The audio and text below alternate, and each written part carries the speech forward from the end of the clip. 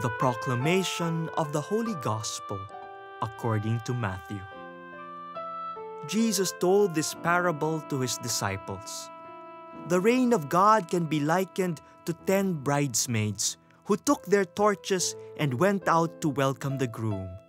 5 of them were foolish, while the other 5 were sensible. The foolish ones, in taking their torches, brought no oil along, but the sensible ones took flasks of oil as well as their torches. The groom delayed his coming, so they all began to nod, then to fall asleep.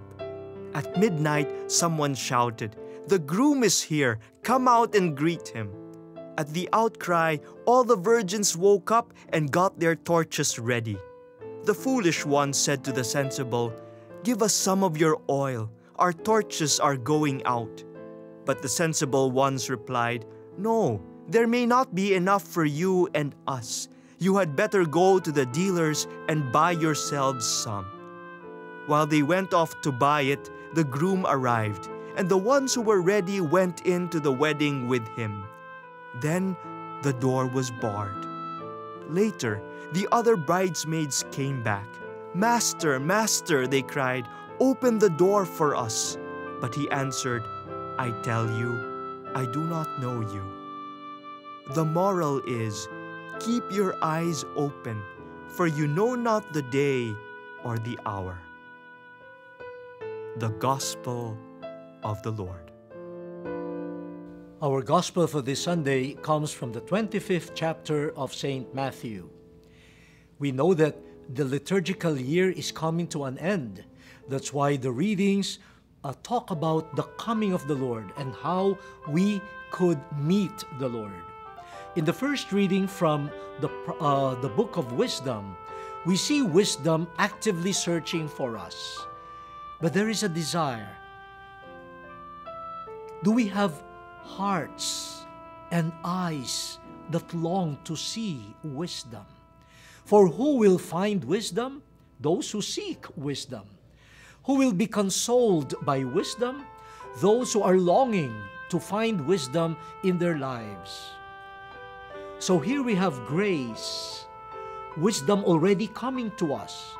But will we do something in order to possess and to welcome wisdom? The same with the second reading. In the first letter of St. Paul to the Thessalonians, we have the hope for the second coming of the Lord. But it seemed to have been delayed. Now, St. Paul tells the Thessalonians, do not be concerned about how the dead will meet the Lord. Be concerned about yourselves. Will you, the living, meet Him when He comes in glory? Again, we cannot produce Jesus' second coming. The Lord will come at a time that He chooses. He will surely come to us. But how about us? Will we be focused on His coming? What are we doing to receive His grace? Now, Jesus in the Gospel gives us this parable. It is set in the context of a wedding. It was the custom at that time that when the bridegroom comes, usually at night, there are bridesmaids who welcome the bridegroom. And according to the parable of Jesus, you have 10 bridesmaids who were tasked to welcome the bridegroom. And we can surmise that that bridegroom is Jesus Christ, who will come. He is the wisdom that the first reading is talking about. He will come. And we are the bridesmaids. They symbolize humanity. Now, the coming of the groom is a grace. In other words, it will happen according to the time frame, according to the desire of the bridegroom. But He will surely come. And according to the gospel, the parable, the bridegroom delayed his coming. And what happened to the 10 bridesmaids? They were really good women. They were there. They patiently waited. All of them had torches. And all of them fell asleep. So on that score, they were equal. They were all eager to meet the bridegroom.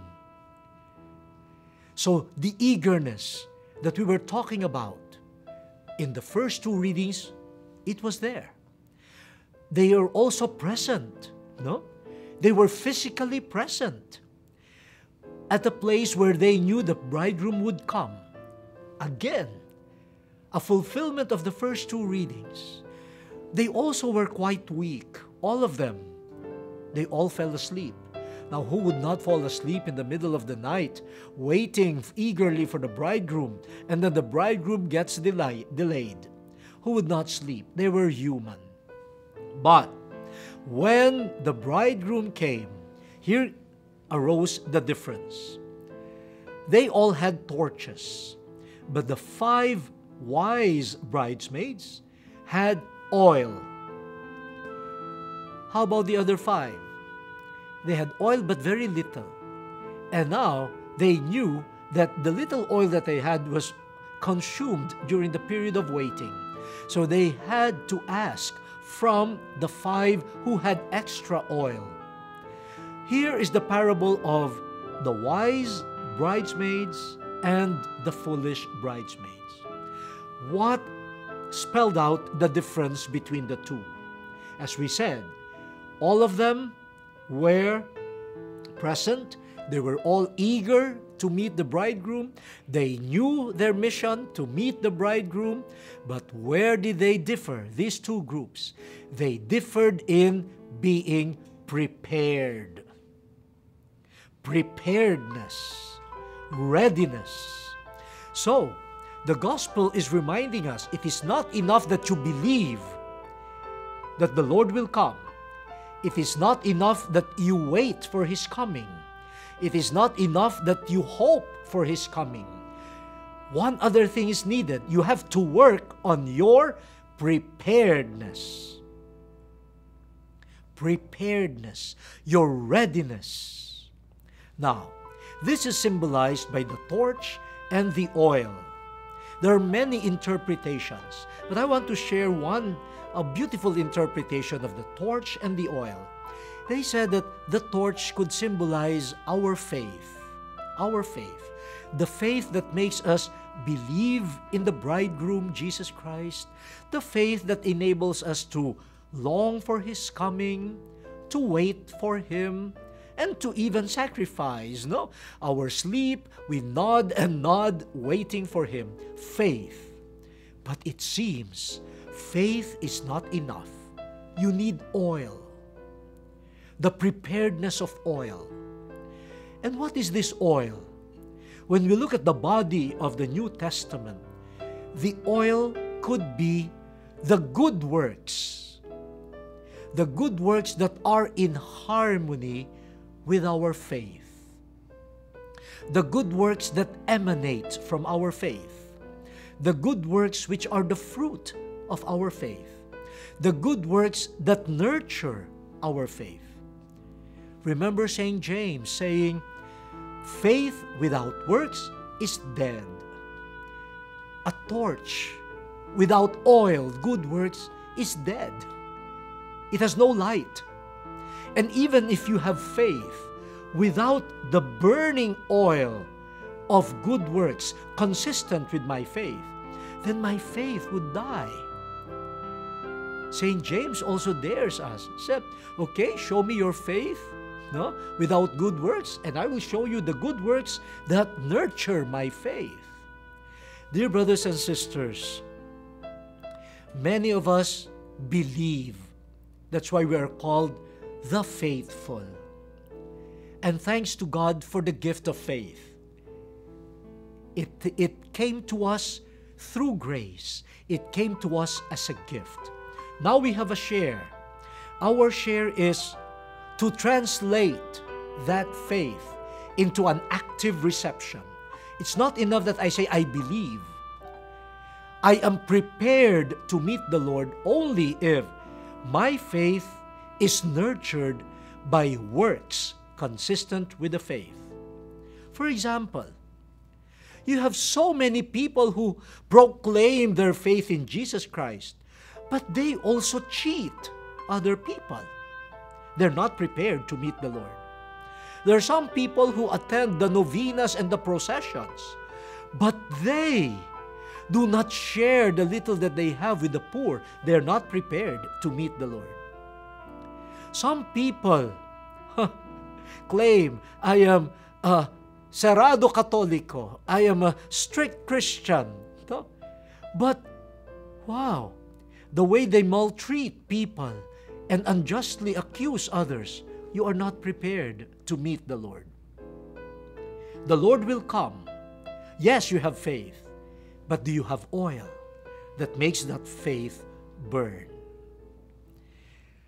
A few days ago, after Mass in Imus, I was standing there outside the church greeting some people, and it occurred to me.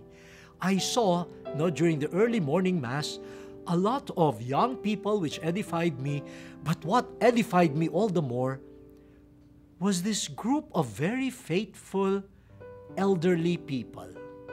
Some of them could barely walk. Some of them needed not only walkers, but living walkers.